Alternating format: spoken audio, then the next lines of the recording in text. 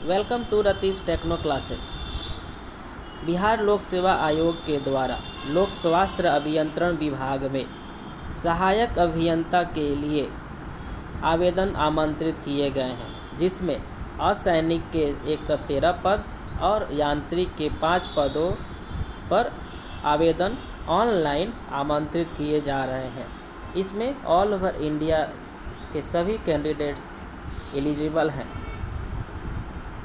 सहायक अभियंता असैनिक के लिए टोटल पोस्ट है 113। वहीं सहायक अभियंता यांत्रिक के लिए टोटल पोस्ट है 5। इन दोनों का एडवर्टाइजमेंट नंबर आप देख सकते हैं 32/2024 एंड 33/2024 रेस्पेक्टिव कैटेगरी में पोस्ट यहाँ पर दिया जा गया है। ओके, इसका वेतनमान 5400 ग्रेड पे रहेगा, लेवल 9। दैट मीन्स ये क्या है, बहुत अच्छा पोस्ट है। इसमें आप देख सकते हैं कि किसी भी इंडियन यूनिवर्सिटी AICTE से अप्रूव्ड होना चाहिए। उसमें आपको सिविल अभियंत्रण या यांत्रिक अभियंत्रण में डिग्रीधारी हो, यानी ये वैकेंसी बीटेक वालों के लिए है। यानी इसमें जो डिप्लोमा वाले वीडियो देख रहे हैं तो उनके लिए ये नहीं है।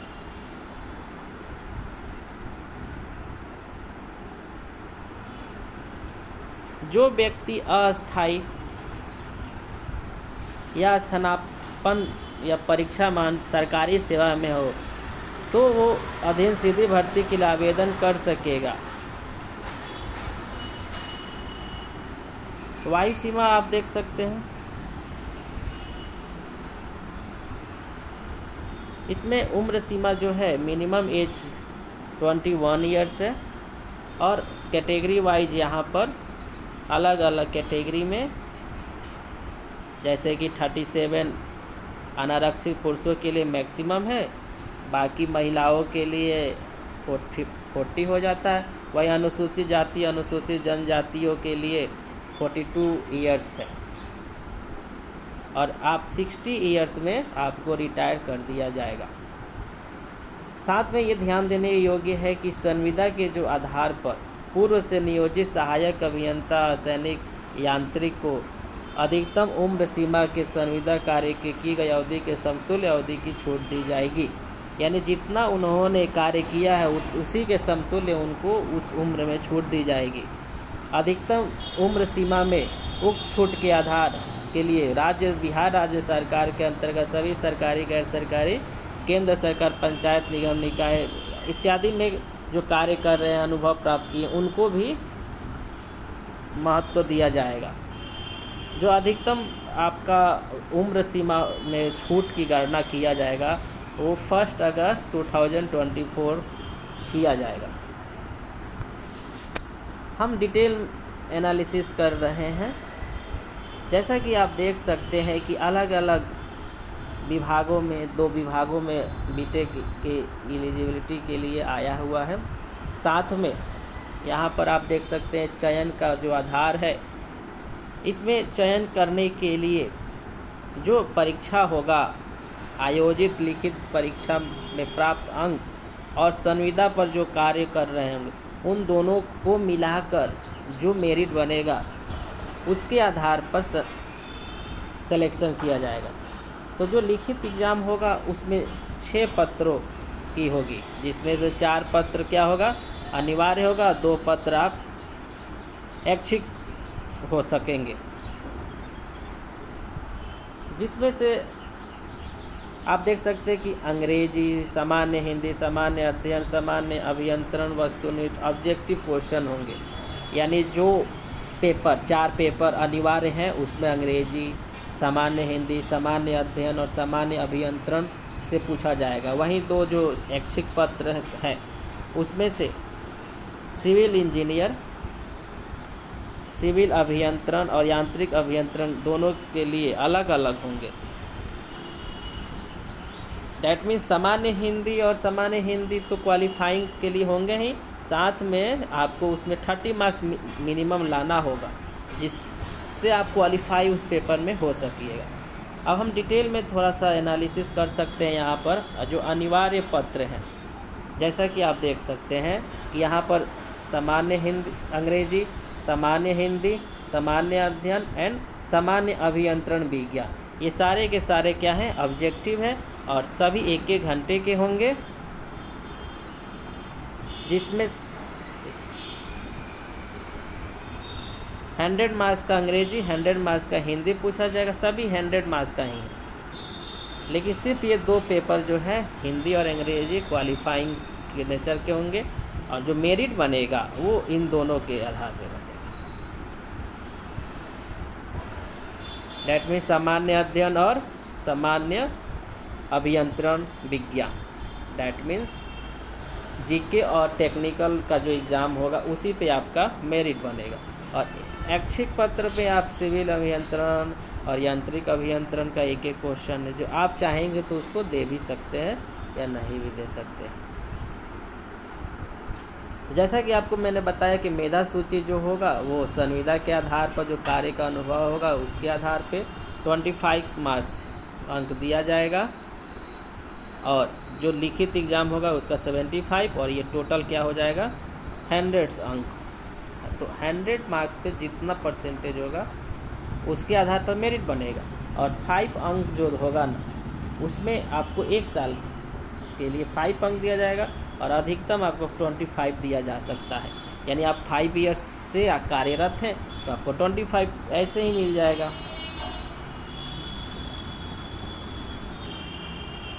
तो मान लीजिए कि आपको कैसे मार्क्स दिया जाएगा, तो किसी भी कार्य दिवस जो भी आप किसी वर्ष के अंश के लिए कार्यरत दिवसों की संख्या में 5 से गुणा करने के पश्चात 365 से भाग देकर प्राप्त अनुपातिक अंक जोड़ा जाएगा।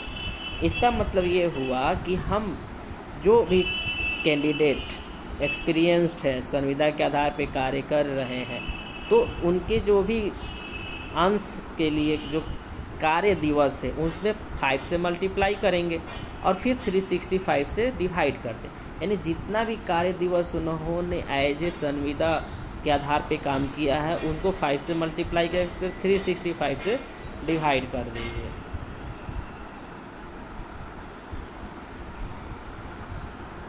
अधिकतम मार्क्स जो परीक्षा में होंगे वो परीक्षा में प्राप्त अंक डिवाइडेड बाई परीक्षा के कुल अंक इंटू 75 से करना होगा। यानी जो आप लिखित एग्ज़ाम होगा उसका कैसे कैलकुलेशन करेंगे, तो जो भी मार्क्स होगा परीक्षा में जो भी प्राप्त आप अंक करेंगे उसको टोटल मार्क्स से डिवाइड करके 75 से मल्टीप्लाई कर दीजिएगा। यानी आप सिंपल कर सकते हैं कि 0.75 से प्राप्त अंकों में मल्टीप्लाई करना है। आरक्षण, मान लीजिए आप फॉर्म भरते समय सावधानी ये बरतना है कि जब भी आप फॉर्म भरें तो अपने कैटेगरी आरक्षण के लिए आप ज़रूर मिलाप कर ले कि आपने सही से फिलअप किया है, नहीं तो आप नहीं फिल कर लेंगे तो आपको आरक्षण का लाभ नहीं मिल पाएगा। यानी आप जो भी आवेदन कर रहे हैं वहाँ अस्थाई पता ही आरक्षण प्रायोजन के लिए अस्थाई मतलब बिहार के निवासी ही आरक्षण के अधिकारी होंगे। तो इसमें क्या होगा, जाति प्रमाण पत्र, अस्थाई निवास प्रमाण पत्र इसके लिए ज़रूरी है। जाति प्रमाण पत्र, अस्थाई निवास प्रमाण पत्र, तो हम डिटेल में जानकारी ले रहे हैं। कोई भी आपको प्रॉब्लम हो तो आप हमसे कमेंट करके पूछ सकते हैं। अब जैसे देखिए इस सब का कोड बनाया गया है, जैसे अनरिजर्व 1, शेड्यूल कास्ट के लिए 2, schedule tribe 3, extremely backward class 4, backward class BC 5, EWS 6। तो ये कैटेगरी है। आप जब फॉर्म भरेंगे तो ये आपको जानकारी वहाँ पर कोड के रूप में देखना होगा। तो जो भी आप फॉर्म भर रहे हैं, जो भी आप डॉक्यूमेंट दे रहे हैं वो जानकारी आप सही से भरें साथ में आप मैट्रिक विज्ञापन की कंडिका योग्यता प्रमाण पत्र होना चाहिए, अंक प्रमाण पत्र होना चाहिए, और महाविद्यालय से जो आपको चरित्र प्रमाण पत्र मिला हुआ है वो भी आपको सबमिट करना है। तो सभी प्रमाण पत्र जो आपको मैंने बताया वो किसी पदाधिकारी राजपत्रित मतलब स्टेट एम्प्लॉई स्टेट ऑफिसर से आपको अनुप्रमाणित प्रतिक्रिया सुनिश्चित कराना है। संविदा के आधार पर जो पहले से अभियंत्रण कार्य कर रहे हैं उनकी अधिकतम उम्र सीमा जो आपका अनुभव प्रमाण पत्र मिलेगा उसके अनुसार आपको छूट दिया जाएगा। तो इसके लिए आपको हाल में खींचा हुआ 4 फ़ोटो चाहिए, तो आप फ़ोटो देख सकते हैं। शुल्क जो होगा वो बायोमेट्रिक फ़ी के रूप में आपको 200 लिया जाएगा,